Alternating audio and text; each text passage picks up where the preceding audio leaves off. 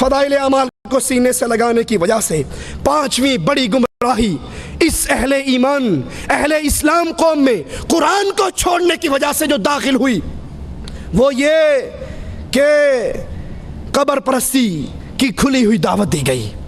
قبر پرستی کی دعوت، بزرگوں سے، مرے ہوئے بزرگوں سے مدد مانگنے کی دعوت، ان سے مسائل حل کروانے کی دعوت. یہ فضائل صدقات ہے. صفحہ اس کا 716 ہے. کہتے ہیں ہمارے ایک آدمی تھے مصر میں، ایک صاحب خیر، کوئی دلیل نہیں، ایک بندہ آواز پہ جان دیے، مصر میں ایک صاحب خیر ضرورت مند فقیروں کو چندہ اکٹھا کر کے دیتے تھے. ایک فقیر آیا، چندہ مانگا، کہیں سے نہ ملا، ہر جگہ سے مانگا.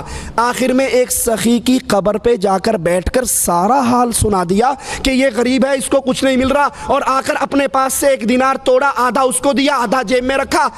رات کو یہ قبر والا خواب میں آیا، کہنے لگا اس وقت مجھے بولنے کی اجازت نہیں تھی، میں نے باتیں تیری ساری سن لی تھی، بولنے کی اجازت نہیں تھی. میرے گھر میں جاؤ، انہیں کو چولہے کے نیچے جو مرتبان ہے وہ پھاڑو اور وہاں سونے اور شرفی دفن ہے وہ مجھے دے دو. یہ گئے، جگہ پھاڑی، سونا نکالا، اور پھر ان گھر والوں سے کہنے لگا خواب کی بات ہے، حقیقت نہیں ہوا کرتی، تم سونا رکھ لو. کہا بڑی بے غیرتی ہے، وہ مر کے سخاوت کر رہا ہے اور ہم زندے اس پہ قبضہ کر لیں.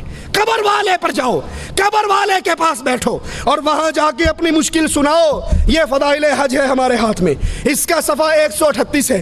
کہتے ہیں ایک آدمی مرا، اس کے ورثے کے اندر رسول اللہ صلی اللہ علیہ وسلم کے بال بھی آئے. ایک بھائی نے سارے بال لے لیے اور ایک بھائی نے مال لے لیا. مال والے کا مال ختم ہو گیا، بال والے کو اللہ نے بڑا مال دیا. پھر جب یہ مر گیا، مولوی ذکریہ صاحب کہتے ہیں ہمارے صلحاء کے خواب میں اللہ کے نبی آئے، کہا کسی کو کوئی مسئلہ ہو وہ اس کی قبر پہ بیٹھ کر دعا کرے، اس کا مسئلہ ختم ہو جائے گا. یہ فضائل حج ہے. مولوی ذکریہ صاحب قبر پرستی کی دعوت کیسے دے رہے ہیں آپ بھی سنیے. کہا جب تم مدینے میں جاؤ، نبی صلی اللہ علیہ وسلم کی قبر کے پاس جاؤ، اپنے سر کو جھکا کر رکھو، نبی کی ہیبت دل میں بٹھاؤ اور یاد کرو نبی کی جو قبر ہے، نبی کی جو قبر ہے وہ قبر دنیا کی ساری جگہوں سے اچھی ہے، بلکہ رسول اللہ کی قبر کا وہ حصہ جو آپ کے جسم سے لگا ہوا ہے وہ کعبے سے افضل ہے، وہ عرش سے افضل ہے، وہ اللہ کی کرسی سے افضل ہے. پھر بیت اللہ کا طواف چھوڑ کے اسی قبروں کا طواف کیا جائے نا. ہمارے پاس طارق جمیل صاحب کی کیسٹ یہیں پر موجود ہے، کوئی بھائی لینا چاہے تو دے سکتے ہیں. موری شریف کے دربار پہ گئے 19 امیروں کو لے کر، پھر ان کا خطاب ہوا دربار پہ. ان کے خطاب سے پہلے گدی نشین نے خطاب کیا. اس نے کہا مولوی طارق جمیل اور 19 تبلیغی امیروں نے ذکر میں، فکر میں، حمد میں، نعت میں، قوالی میں، سما میں، وجد میں، ایک ایک کام میں شرکت کی. ہم سمجھتے تھے ہمارے درمیان بڑا فرق ہے، لیکن مولوی صاحب کا عمل دیکھ کے ہمیں تو یقین ہو گیا ہمارے درمیان بننا تو بڑا ہوتا ہے، بننی کا فرق بھی نہیں ہے.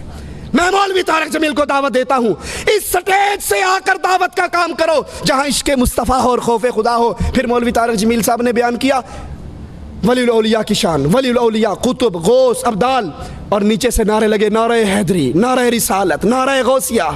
یا ایھا النبی، اس کا ترجمہ کیا ہے غیب کی خبریں بتانے والے، اور مجمع بریلویوں کا، ان کے عرس کا، نیچے سے نعرہ لگا نعرہ رسالت. یہ قبر پرستی کی دعوت ہے. قبروں پہ بیٹھو، قبر والوں کو حاجت سناؤ. اور قرآن اعلان کرتا ہے والذین یدعون من دون اللہ لا یخلقون شیئا وهم يخلقون اموات غیر احیاء وما یشعرون ایان یبعثون.